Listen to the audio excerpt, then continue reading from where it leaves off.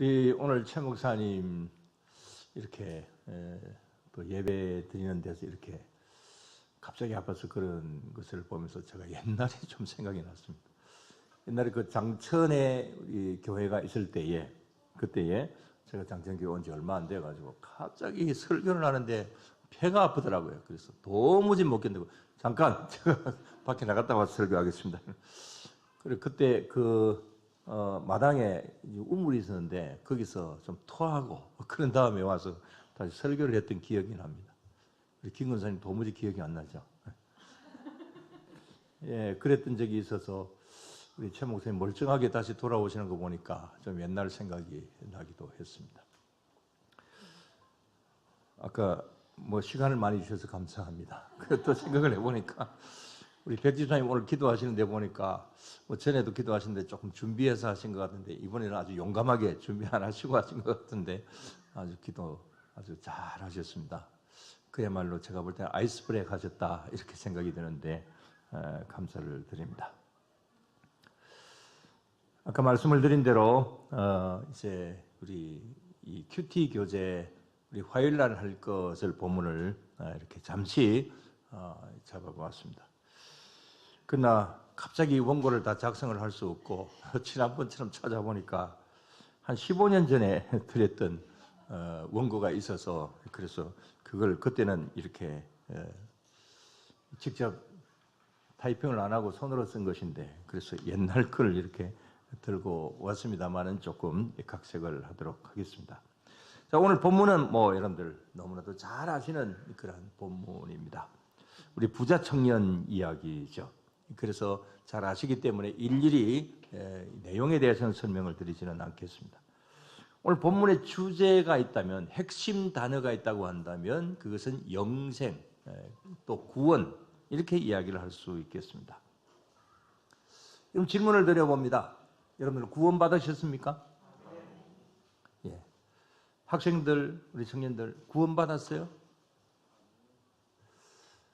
자꾸 학생들을 자꾸 대상으로 삼아서 죄송합니다. 네. 우리 다이 서희 구원 받았죠?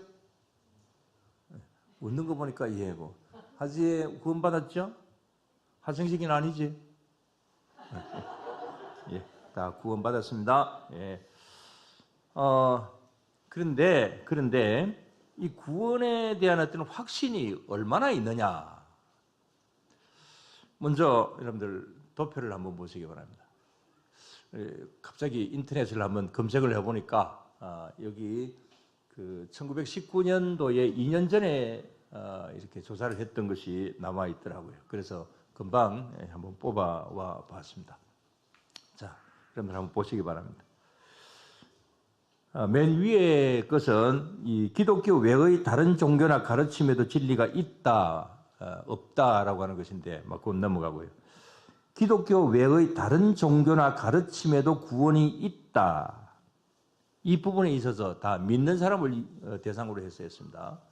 우리 믿는 사람들에게 기독교 외의 다른 종교에도 구원이 있다. 이렇게 여기에 대해서 어떻게 생각을 하느냐. 그러니까 자, 저기 한번 도표를 보세요. 우리 기독교에만 구원이 있다라고 대답을 한 사람이 35.8%. 그 다음에, 이제 다른 데는, 확실히 이제 우리 기독교에만 구원이 있다라고 한 것은 35.8%. 그 다음에, 그저 있는 것 같다라고 이야기하는 사람이 13.1%. 그래서 우리 기독교에만 구원이 있다라고 대답하는 사람이 48.9%. 잘 모르겠다라고 이야기하는 사람이 18%. 다른 종교에도 구원이 있다라고 대답을 한 사람이 33.1%. 이거 정말 참 좀 가슴 아픈 이야기 아닙니까? 여러분 다른 종교에도 불교나 유교나 이런 데 구원이 있습니까? 몇 프로밖에 안 되는 것 같은데. 자, 다른 종교에 구원이 있습니까? 없습니다. 없죠? 예. 우리 교회 영광교회인데 그래도요, 그렇죠. 그런데 2년 전에 이제 교인들에게 이 믿는 교인들에게 이렇게 질문을 해보니까 다른 데도 구원이 있다. 33.1%가 된다. 이거 정말 참 가슴 아픈 이야기입니다. 근데 이건 조금 좀 오래된 통계이지만 이런 우리 기독교에만 구원이 있다. 예수 믿으면 구원 받는다라고 하는 것에 대하여서 머리와 그 다음에 말로만 믿는 교인들이 한 75% 정도쯤 되고 그 다음에 그야말로 이 가슴으로 받아들이는 교인들은 한 20% 정도쯤 되고 그 다음에 이것을 나는 구원받은 백성이니까 나는 이 구원을 다른 사람들로 전하고 그 다음에 또 이것을 여러 가지 면으로 다른 데 봉사도 하고 이렇게 해야 된다. 행동으로 옮기는 교인들은 얼마나 되느냐? 한 5% 정도라고 합니다. 자, 이렇게 본다고 한다면 참 이것도 가슴 아픈 일이죠. 오늘 이 시간에 여러분들은 어디에 해당이 되는지 한번 생각해 보십시오. 75%의 교인들처럼 지식과 입으로만 믿고 있는가? 아니면 20%처럼 가슴으로 믿고 있는가? 또 5%처럼 내 손과 발로 움직이는 교인이 되어 있는가? 바라건대 여러분들 마지막 5% 손과 발로 움직여지는 그러한 우리 하나님의 성도들이 다 될 수 있게 되기를 바랍니다. 자, 그러면 우리가 여기서 하나의 의문점을 가지게 됩니다. 왜 이렇게 받아들이지 못하는가? 조금 전에 저기 보이는 보았던 그 통계 그대로 어째서 우리 교회에만 예수님 믿어야만이 구원이 있다라고 하는 교인들이 48.9%밖에 안 되는가? 왜 그럴까? 그 이유는 어디에 있을까를 한번 생각을 해 봅시다. 자, 오늘 여기 부자 청년이 나옵니다. 이 부자 청년은 굉장히 영생에 대해서 구원에 대해서 사모하고 있습니다. 그래서 예수님에게 나와서 이렇게 질문을 하는 것이죠. 이게 마가복음, 누가복음에도 동일하게 나오는 내용들인데 하나님의 계명을 철저히 잘 지켰습니다. 열심히 이르면서 노력을 했습니다. 그리고 또 구원의 은혜를 받기 위해서 예수님 앞에 나왔습니다. 전적으로 믿는다고 했습니다. 그러나 이 부자 청년은 예수님에게서 돌아갑니다. 이유가 뭘까요? 이유가 뭡니까? 오늘 여기 말씀해 보면 22절 다 같이 그 청년이 재물이 많음으로 이 말씀을 듣고 근심하며 가니라 그랬습니다.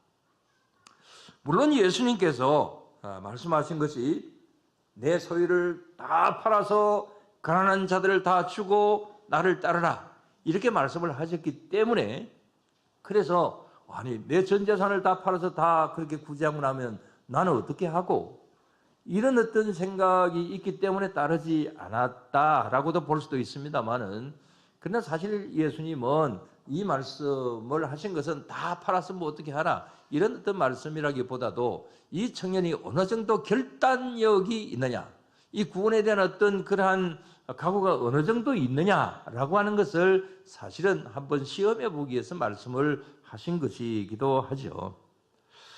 아무튼 이 청년은 이 재물이 많은 거로 이 이유 때문에 이게 이제 주님 앞으로 전적으로 따르는 일에 대해서 막힘이 있었습니다. 자, 이러한 일들은 많이 있습니다.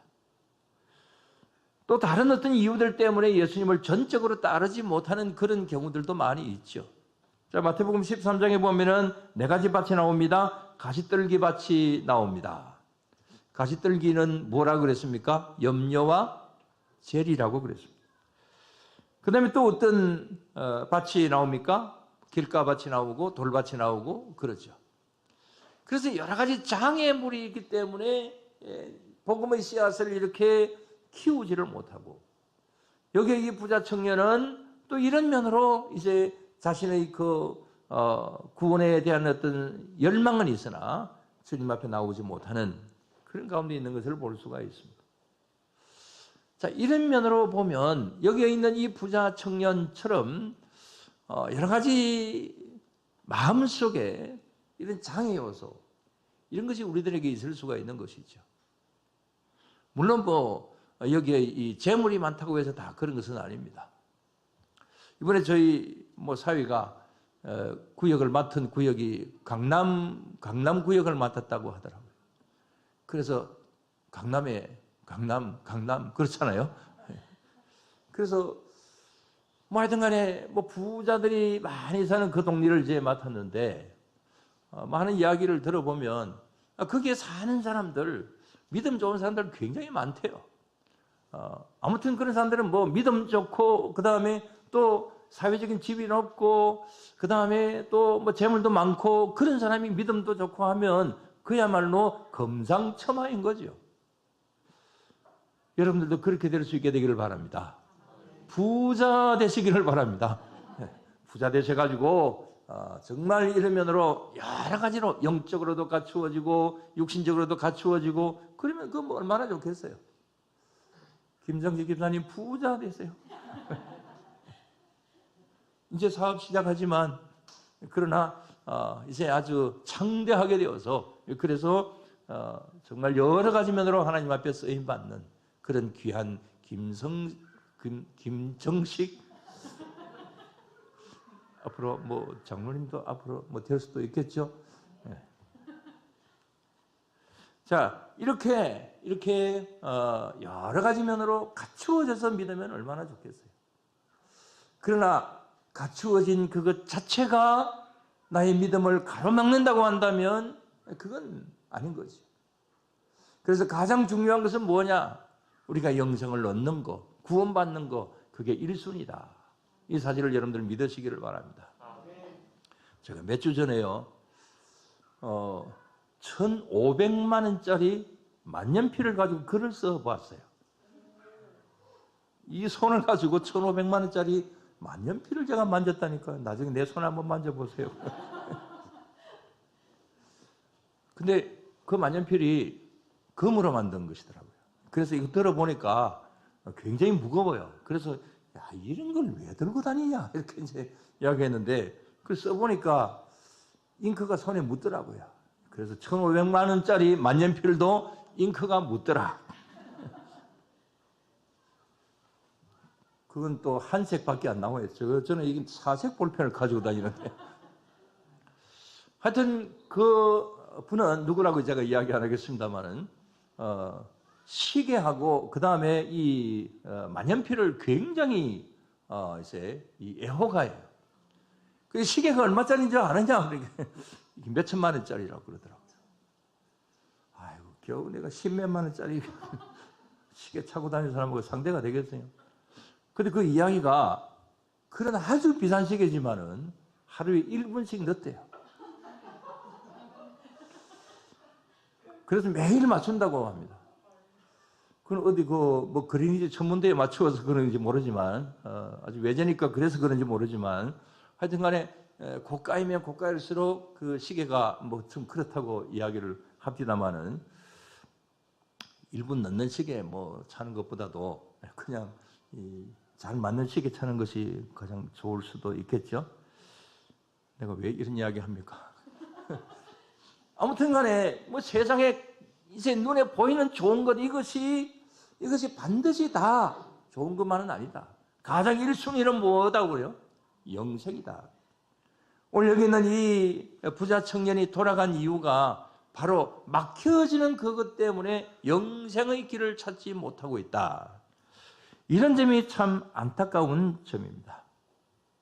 그래서 저와 여러분들 항상 우리의 앞에 막혀지는 어떤 그런 것을 이제 두지 말고 항상 주님과 잘 소통할 수 있는 그런 우리 모두가 되어서 구원의 깊은 진리 속으로 언제나 다 들어갈 수 있는 그런 우리 모두가 다 되어야 될 줄로 믿습니다. 마지막으로 한 이야기하고 마치겠습니다. 이건 전에 10몇 년 전에 원고에 있는 것을 그대로 보고 말씀을 드립니다.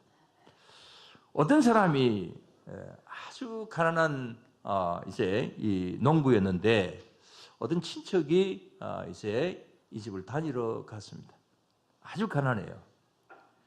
너무 가난해서 그런지 뭐 옛날 이야기니까 이 벽지도 아까 뭐 성경 책 찢어 가지고 벽지 붙였다고 하듯이 이렇게 벽지도 뭐 옛날 어떤 종이 같은 이런 것을 가지고 벽지를 더덕더덕 이렇게 이제 붙여 놓았습니다.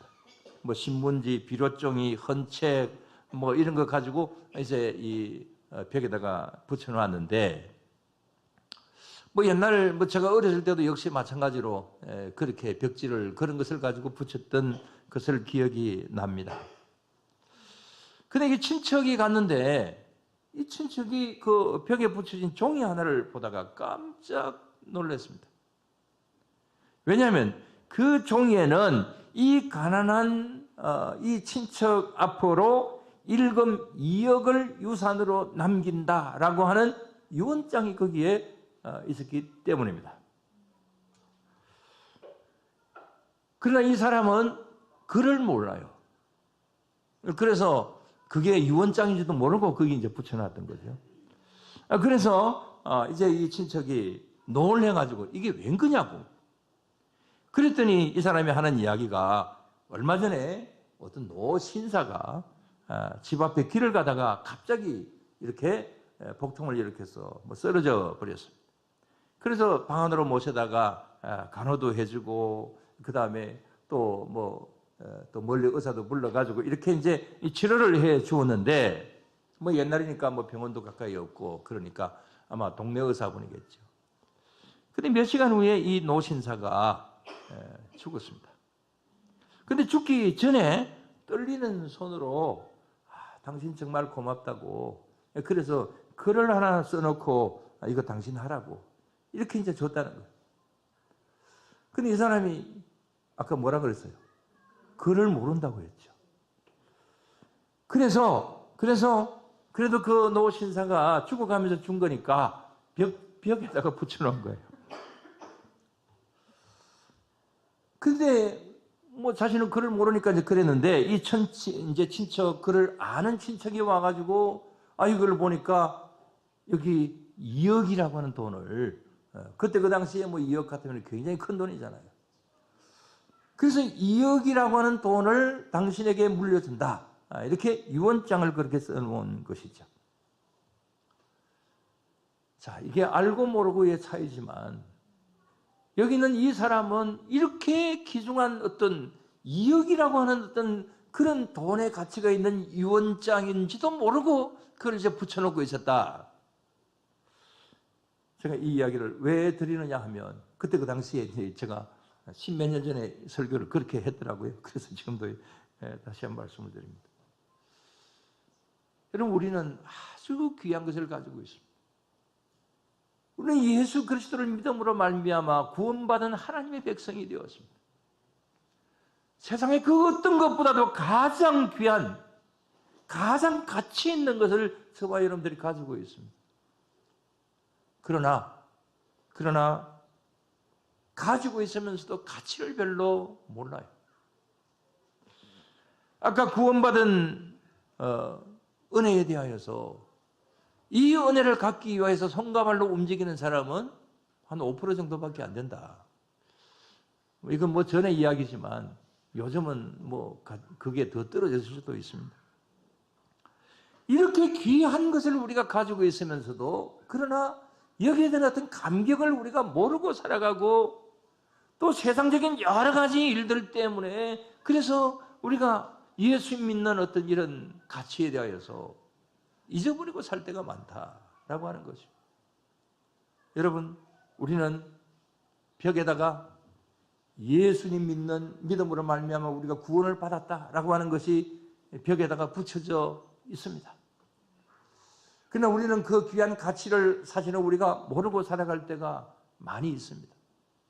유심히 한번 쳐다보시고, 주님께서 나에게 이런 어떤 유언장을, 너는 구원받은 백성이다, 십자가를 지심으로 말미암아서 우리들에게 이런 은혜를 주셨다, 이 사실을 여러분들 믿으시기를 바랍니다. 그리고 절대로 이 구원의 은혜를 이제 막아버리고 잊어버리게 하는 어떤 이런 장애물이 있다고 한다면 그것을 우리는 과감히 그것을 처리해야 되는 것이죠. 이야기만 하고 마치겠습니다. 저는 뭐 한 이번 주간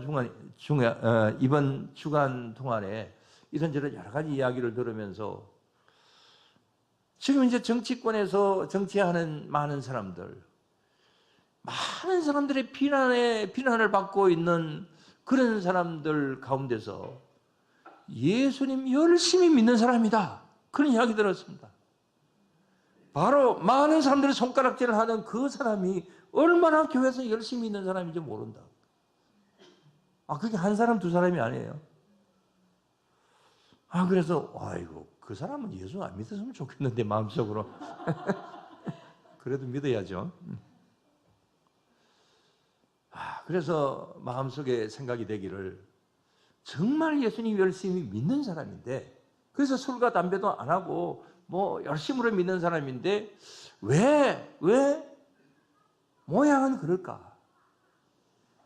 이런 어떤 생각들을 속에서 정말 세상의 권력이 내 신앙에 내 정말 가장 정상적인 신앙생활을 막고 있고 또 그 다음에 여러 가지 세상적인 가치가 우리의 믿음 생활하는 데 있어서의 가로막는 어떤 그 부분들 그야말로 여기 부자가 재물이 많음으로 라고 하는 이 말이 권력이 높음으로 세상의 어떤 눈에 보이는 것이 좋음으로 이런 어떤 말을 듣는 그런 경우들 정말 많이 있다. 이 사실들을 생각을 하면서 오늘도 돌아가는 부자 청년처럼 되는 것이 아니라 정말 항상 주님을 향하여 나아갈 수 있는 그런 우리 모두가 언제나 다 되어야 될 줄로 믿습니다. 기도드리겠습니다. 하나님 아버지 감사합니다. 믿음 주셔서 감사합니다. 오늘도 주님 앞에 나와서 가정에서나 이곳에서 예배드릴 수 있게 하셔서 감사합니다. 그러나 주님 우리는 늘 예수님을 믿고 있기 때문에 여기 믿음에 대한 가치를 잘 생각하지 못할 때가 많습니다. 잊어버리고 살 때가 많습니다. 주님 저희들에게 믿음의 가치를 늘 발견할 수 있도록 주님 도와주시옵소서. 구원의 은총에 늘 감사하며 살 수 있도록 주님 도와주시옵소서. 그래서 날마다 일마다 하나님 앞에 영광을 돌리며 나아가는 그런 우리 모두로 늘 삼아주실 줄로 믿사오며 모든 건 예수님 이름으로 기도드리옵나이다.